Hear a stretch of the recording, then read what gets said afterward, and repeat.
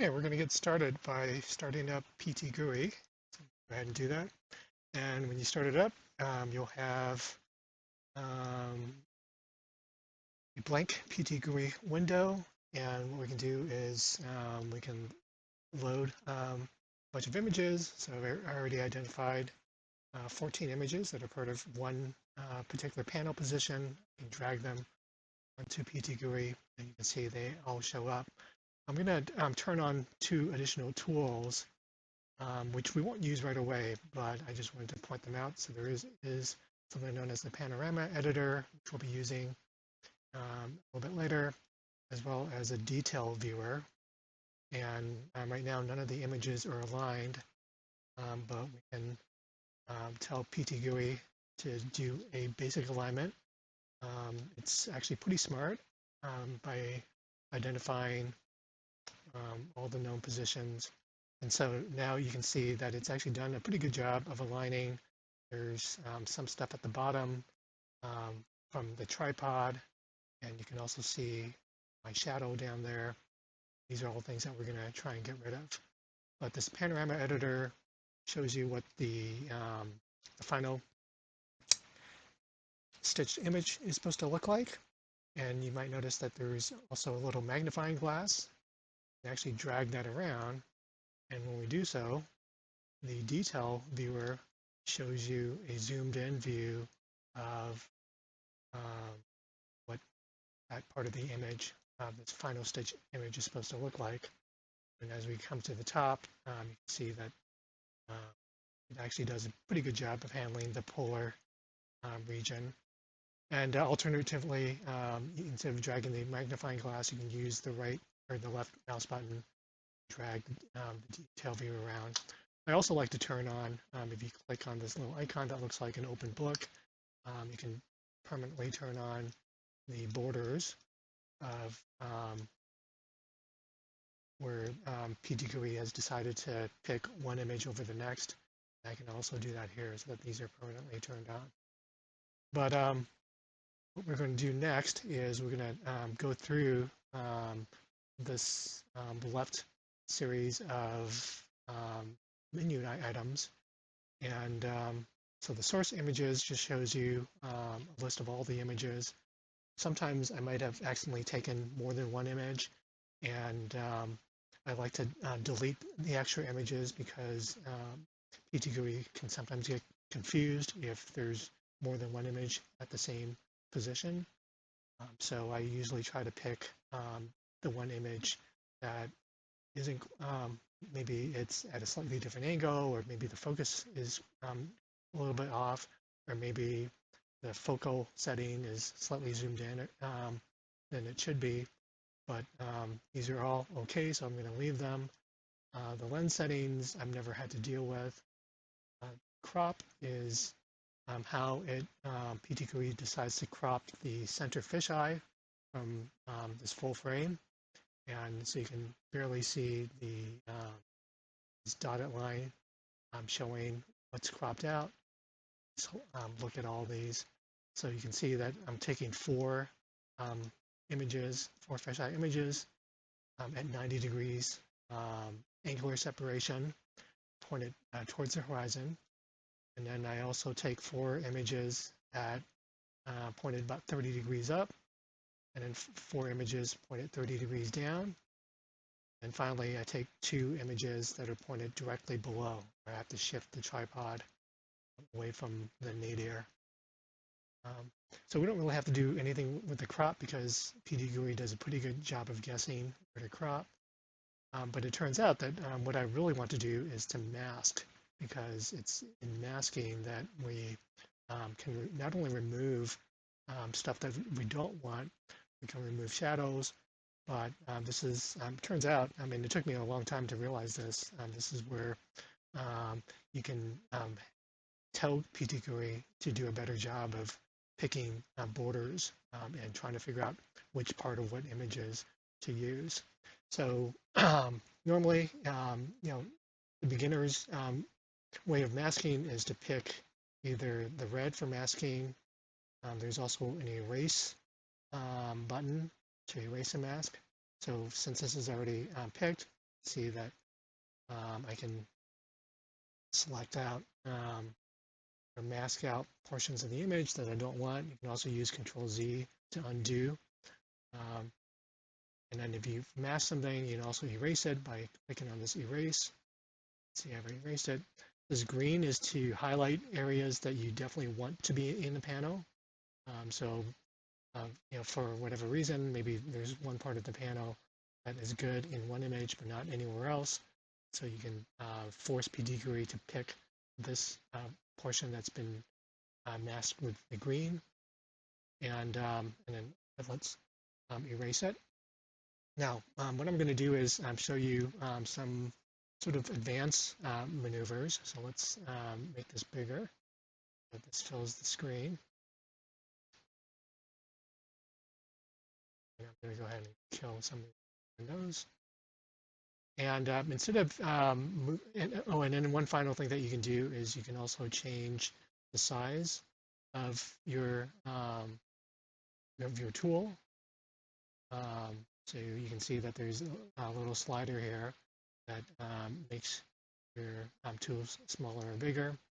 And so these are good ways to manipulate the size of the brush and what the brush does.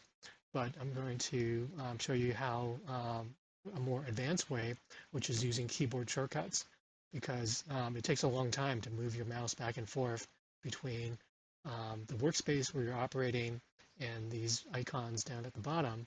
And so what I've learned to do is actually to use keyboard shortcuts.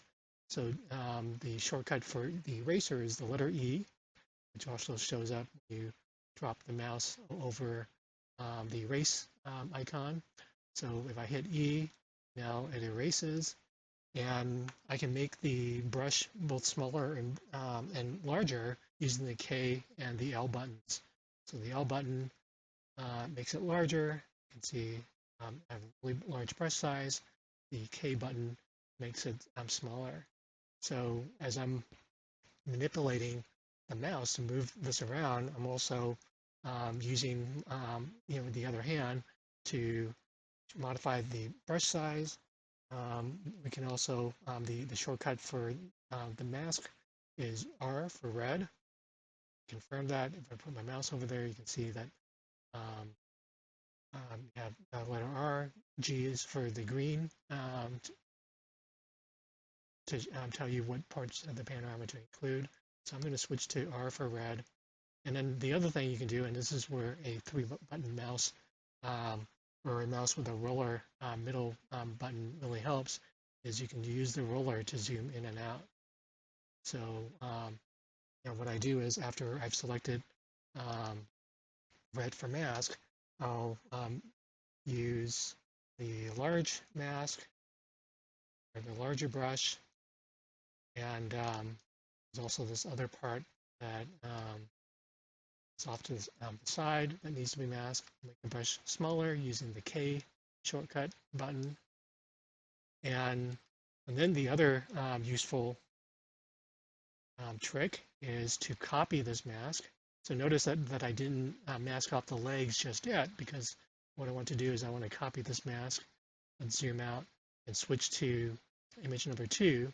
So remember, the first 4 images are all towards the horizon, and at least the position of part of the tripod and our part of the panel head is the same. So I can paste the mask.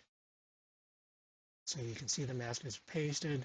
The legs are different between these 2 positions, but the rest of the panel head is still there.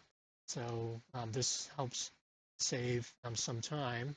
I went ahead and do this pasting, and I can do the same for the next set of masks, which is pointed up. So I can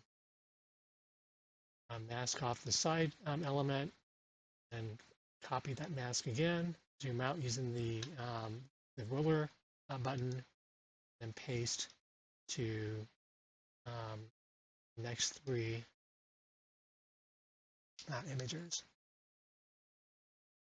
I'll just go ahead and do that for this one as well. And so you can see what's great about this is that you can basically zoom in and out and change the sizes of the brush just with your mouse or with the mouse button, and then with your other hand on the keyboard, so you don't have to actually move the mouse back over to the controls at the bottom. And this is much, much faster than if you had to keep changing things. Also zoom in, sort of see that once I zoomed in, I can make out the base plate. I can also switch this back to the erase function and delete some of the parts that I've accidentally shouldn't have turned red just yet. Let's just go ahead and finish this.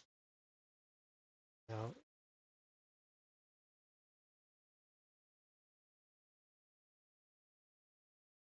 just like this.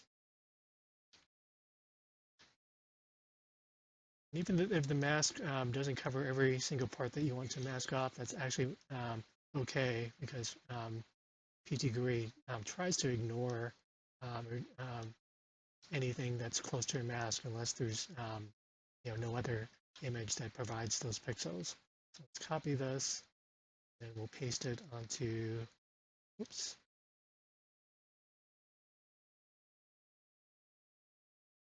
Let's try this again. Copy the mask, paste, paste, paste. And we have one more that we need to do.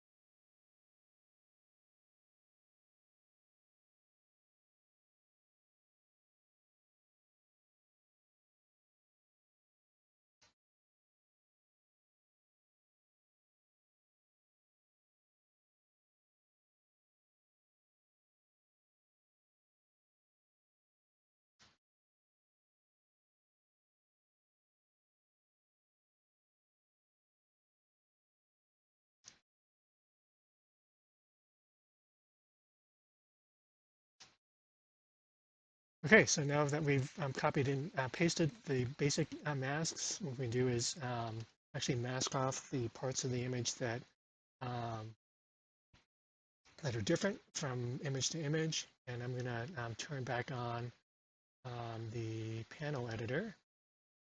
Um, and what I wanted to show is that as we are changing or editing these masks, you can actually see that the Pano editor will actually modify the borders actively. Just continue doing this. And then one final hint is that I'm using the right mouse button to drag the view around. I'm moving the mouse, and then if I need to move to a different part of the view, I drag with the right mouse. And then obviously I'm also using the middle roller button to zoom in and out. And I'm using the K and L keys to basically switch, change the brush sizes, and also using switching the what the brush does with the E for erase and R back to red to mask.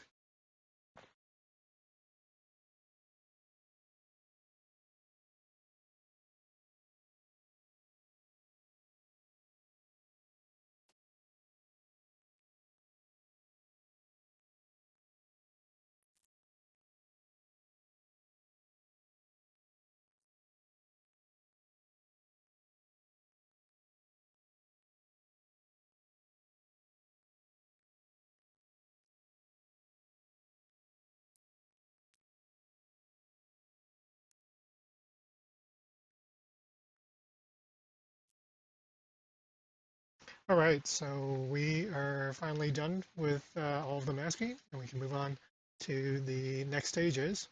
Um, there's actually nothing that needs to be done in image parameters. I'm going to keep going. Control points. I used to actually worry a lot about control points. These are ways of tying pairs of images together. So here we're looking at image 1 in the left panel and image 2 in the right panel. And you can see that there are a bunch of points that PTGui has already identified that are in common between the two images. And you can go ahead and set additional control points as well. So for instance, if I pick, for instance, this intersection point here, you can see that PTGui will automatically find the other intersection point. Sometimes, especially near the edges of images where the distortion is greatest, it sometimes has problems doing that, and so you might need to drag it around. But what I've discovered is that, at least for me, the control points don't really help too much in getting these images aligned. You can actually add, spend hours adding control points between pairs of images. If you look, we're on number 3 right now on the left, and everything that's green up here on the right are images that actually have that share some part of their field with number 3. So we can, for instance, look at 3 and 4. You can see that there are control points there. 3 and 5, there's nothing. So this number has a white background, but if we go to 6 with a green background behind the number, see that there are control points. 7 has shared control points. 8, 9, 10, 11, 12, 13, 14 doesn't, so it's white. So these are ways that PTGui uses to guide its stitching, but I finally learned that these aren't actually that helpful. And I'll talk in just a second about what actually helps with stitching. So let's keep on going. The optimizer is where PTGui runs its algorithms to try and optimize the fit between all of the images. So we run it, you can see that the average control point distance is 7 pixels, and the range of the distances are from 0 to 27, which is not bad. So I hit OK. One other thing that you can do is you can correct for the exposure. These are all high dynamic range images I shot in RAW before converting to JPEG. So you can see that there's a camera response curve and a vignetting curve. If we optimize now, there's some modifications to those two curves. Project settings, don't really have to do anything with. I don't bother with the preview. Metadata, we don't need to worry about. And then the final step is creating a panorama. In this case, I want to name this. This is, in this case, Erie Substation 3 panel. All right, so before we create the panorama, let's go back to the mask. And this smaller because this is where the panorama editor becomes really, really important. And let's also make the detail editor larger. And as I said earlier, you can drag this magnifying glass around. And when you do that, you realize that there are mismatches in between pairs of images. You can see that this yellow pole and this little boardwalk. And if we drag it to other areas, we can look again for mismatches. In the past, PTGui used to have much more straighter or not as ragged of borders, but I think their algorithm has progressed quite a bit in over the years, so that this raggedness of the border it's the algorithm's way of trying to find better matching. So what I try to do is I try to find places where there are straight lines and look for problems where you have mismatches across borders. And for the most part, actually, this looks really good. So there's another mismatch there. And thankfully, we have a lot of, whoops, I have to Control Z this, I mean to drag that. But you can see that, oh, there's a really bad mismatch right here. Well, actually, that disappeared, or the shadow mismatch disappeared, but there's still a boardwalk mismatch. But anywhere where there's gravel or rocks or anything organic, you're helped. But other parts, especially when you point it straight down where there's straight lines, you can find a lot of problems. Keep dragging. Pano as opposed to the magnifying glass. So again, this isn't too bad at all. There's a slight mismatch here. So there's really only three places where there are mismatches, and maybe four right here. So what can we do to minimize these mismatches? Well, this is where I realized after playing around with this for many years and just doing a lot of different things, the best thing to do is actually to change the masks. So, and this is where it becomes kind of tricky. You have to try to figure out which pairs of images are most that you have to modify. And even though there are image numbers, I can turn on image numbers here, but for whatever reason, PTGui's interface doesn't really help you determine what images you're actually looking at and what is being used in the fit. So I can right-click to bring a menu, and you can examine the different images that all show have some portion of their image in this direction.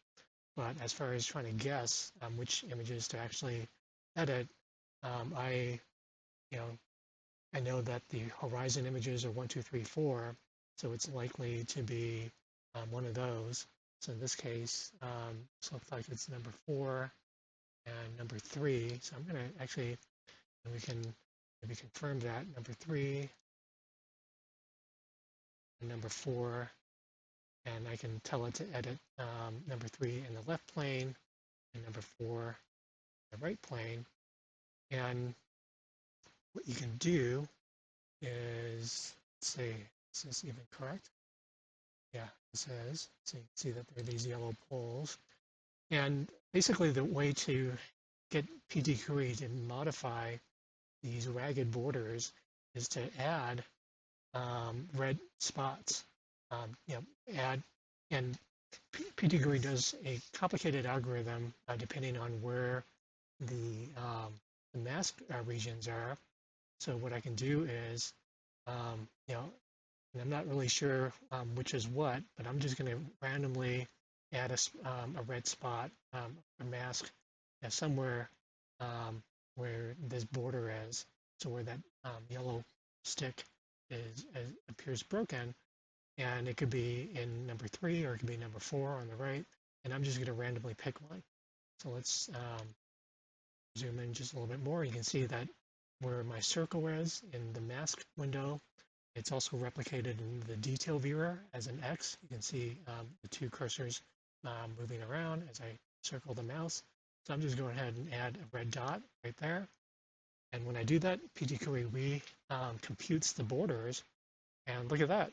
Suddenly it's found a border where the yellow vertical stick more or less matches, but then there's kind of a mismatch here now. So I basically picked correct. If I had picked this one, it might have given us a worse fit. So I had to just randomly pick one, and then if that didn't work, I would Control Z and try the other one. And so right now we still have a mismatch further up in this boardwalk. So I'm going to go ahead and put another red dot roughly where that border is, and that will force PTGui to shift the border. So now it's shifted it further down. I'm going to add another red dot to where it doesn't line up. And so basically the way to try and get these to line up is to you get PTGui to recompute the borders, and you just keep modifying its computation until you get something that you're happy with. And so in this case, it looks like this is generally pretty good. Maybe I can do one more shift. Let's see, maybe right about here. Let's see if that works. So we basically shifted the borders over to the gravel and over to the parts where it doesn't quite matter, although now there's some mismatch in power lines.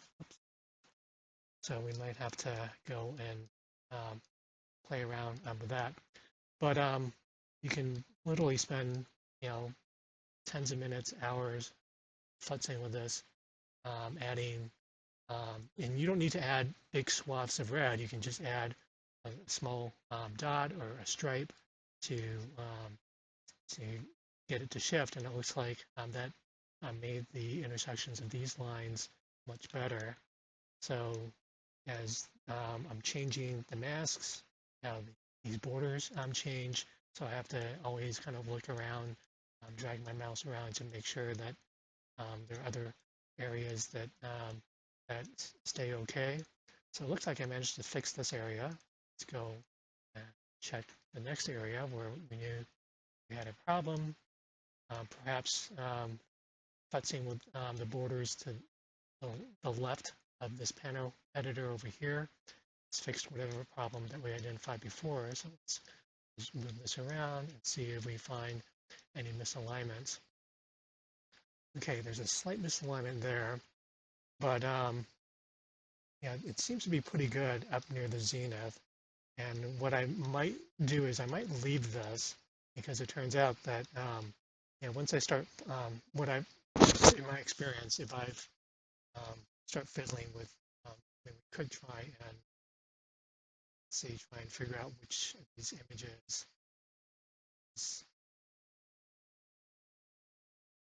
I have to guess, maybe it's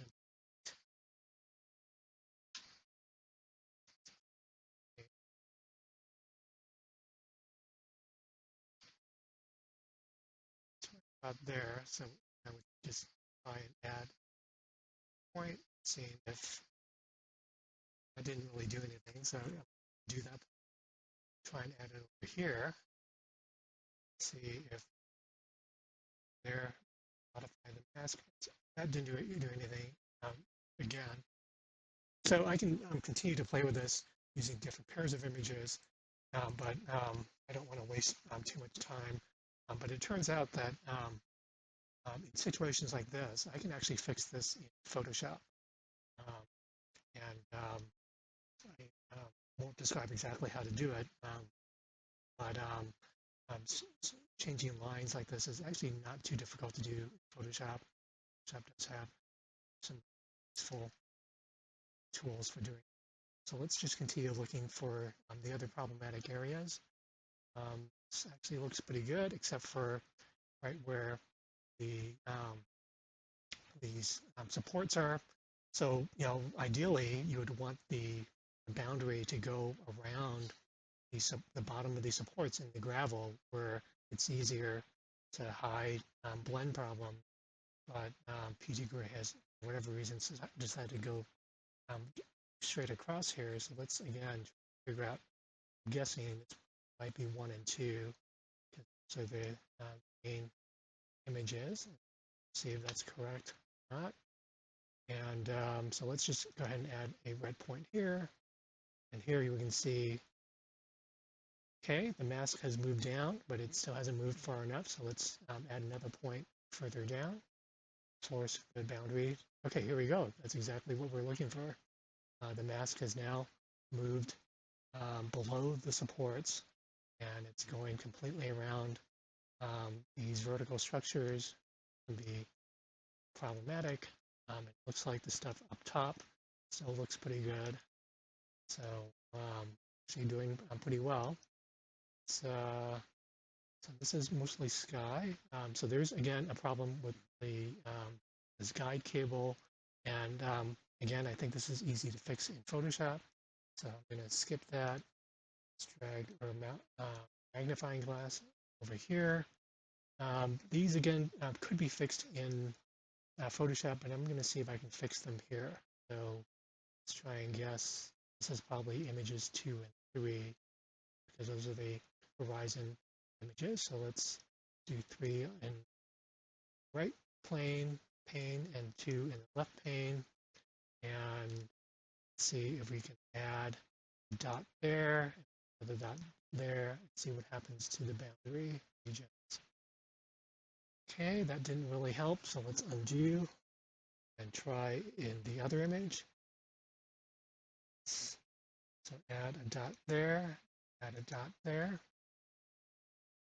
Again, you don't need to draw lots of red. A single dot is sometimes all you need.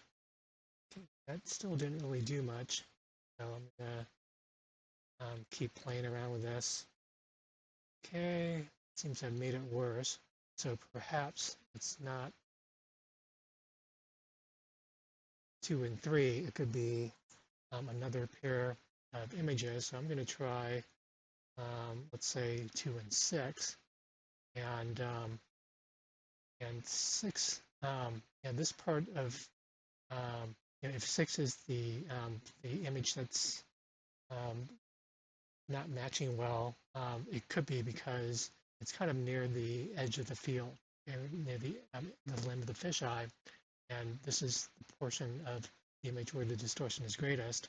So that could be the problem that's leading to this mismatch. So I'm going to go ahead and modify 6 instead of, oh wait, that's not 6. That is 3.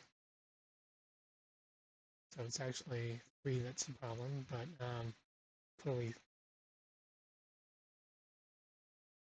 that didn't quite work, so let's try modifying 6.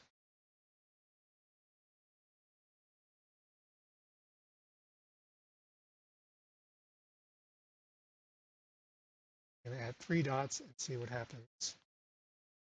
So basically, none of these have been very successful, so I think this might be where we leave it to Photoshop and just leave that.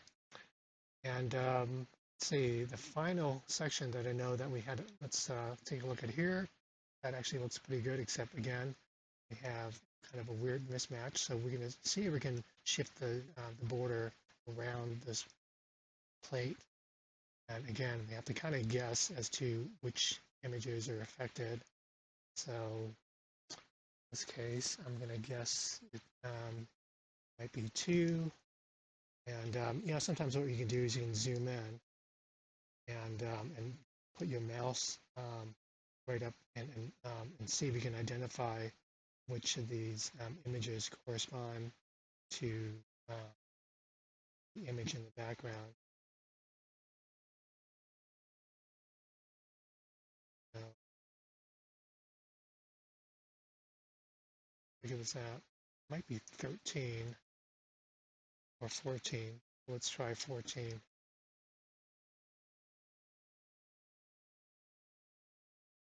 Okay, so that's shifted. Let's try just drawing lines around the edges of that plate, seeing if that helped. Okay, that's a lot better. And still a problem there. I could see if I did this, it might force it to use a different image. Okay, that looks like that doesn't look too bad. And of course, whenever we change something, we should always inspect other parts of the boundaries just in case making one change has rippled like the butterfly effect and caused changes elsewhere. You can see that these borders are getting really complicated. Okay, so now we're going to try and fix this thing, which is looks like the worst. And so the problem here is that there are places where it just doesn't really want to match up, and this is the part where this is real guesswork as to which ones to modify. So let's try editing both these masks, and again, it's kind of a real crapshoot. So you can just try adding some red here and there and seeing what happens. And I think I might be able to fiddle with this quite a bit of time.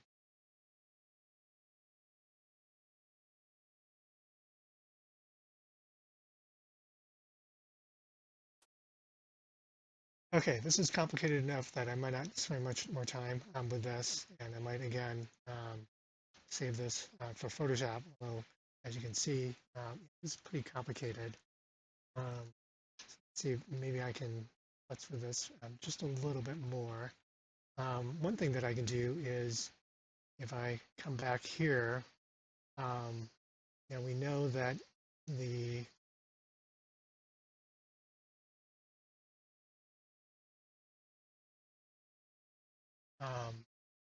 these downward looking pointings do have, PTGui is trying to align them using control points with some of the more forward horizontal or level pointings.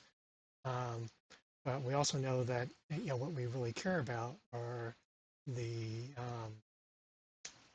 matching stuff that's down here. We don't really necessarily care about stuff aligning stuff that's off to the side near the edges of the fisheye. So sometimes what I've done is mask off the areas away from the nadir. So so something like this, and what I'm trying to do is to force PTGui to use these downward pointings just or just use the pixels that are closest to the nadir for to do the matching. So if I mask out this outer region, retentive, you can mask the rest of this if wanted, but we can basically force PTGui not to use this outer region, so we can see if we optimize it, it might be better. Doesn't change it too much, but it seems like it hasn't really changed this much, so I'm not sure if that did anything.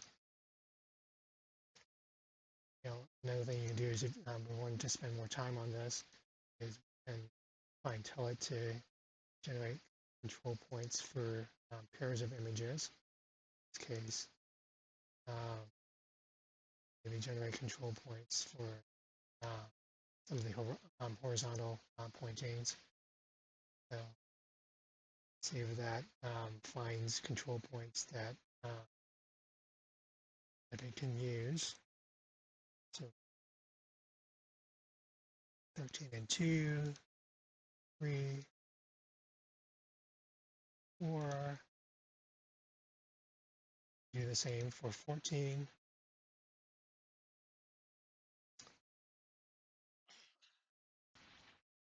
14 and 2. 14 doesn't have too many other pointings that it can match, but let's just go generate them.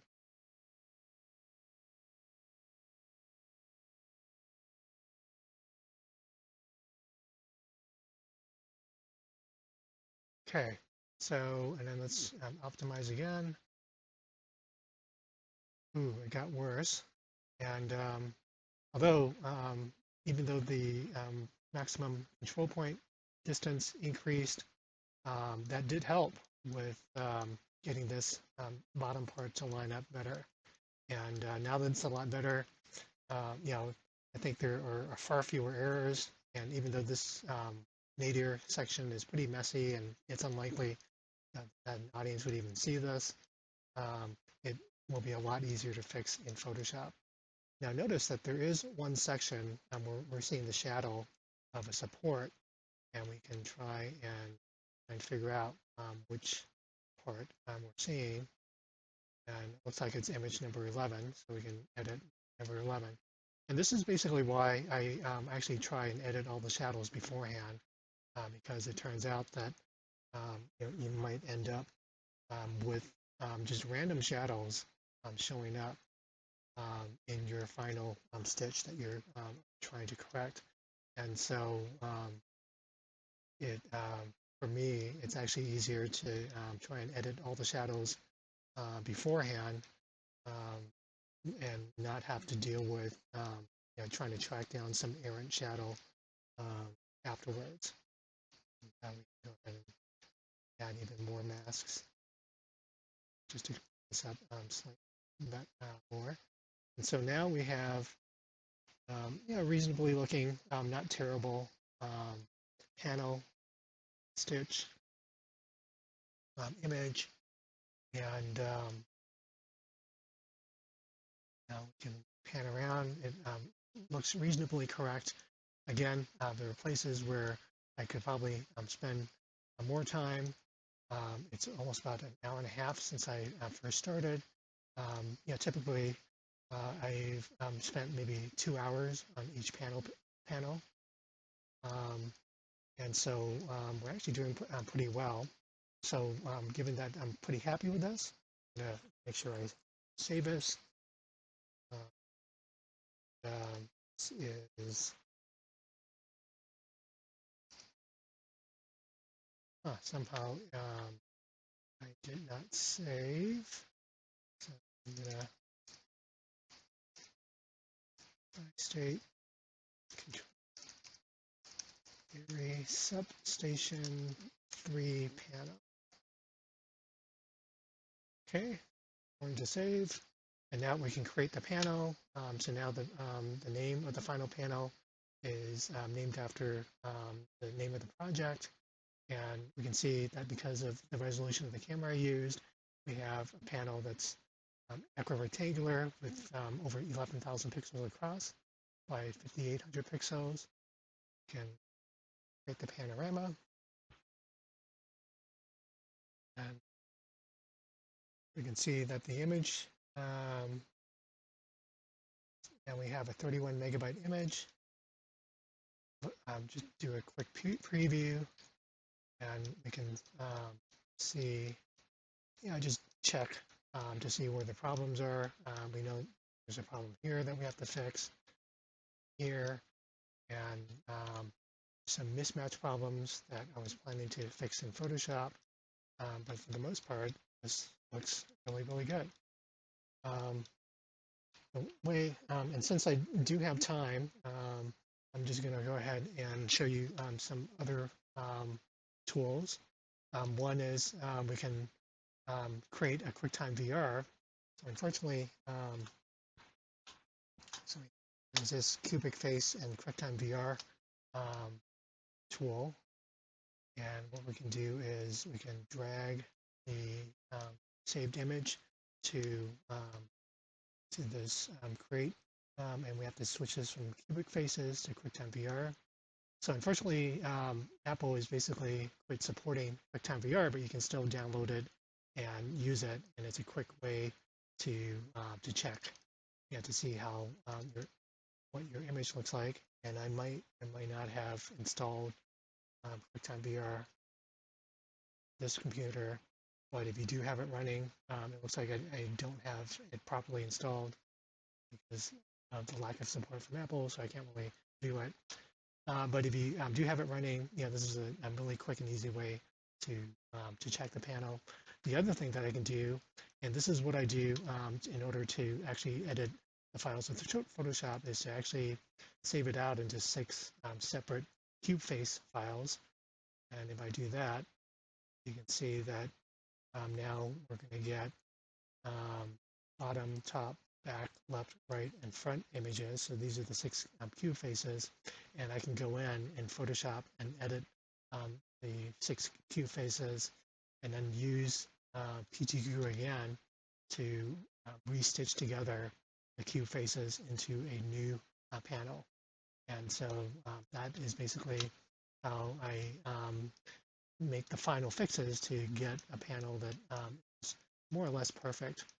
The other thing that I do is that there are certain sections, you can see that there are sections that are that look black here, and that's because I've masked off enough of the shaded or the shadowed regions. There's actually no pixel data for these regions. So that's, again, something that I can fix in Photoshop. So this is the quick PTGui tutorial on how to stitch together a bunch of fisheye shots into an equirectangular image with some pro tips that with the final result that we can end up using inside OpenSpace or other software.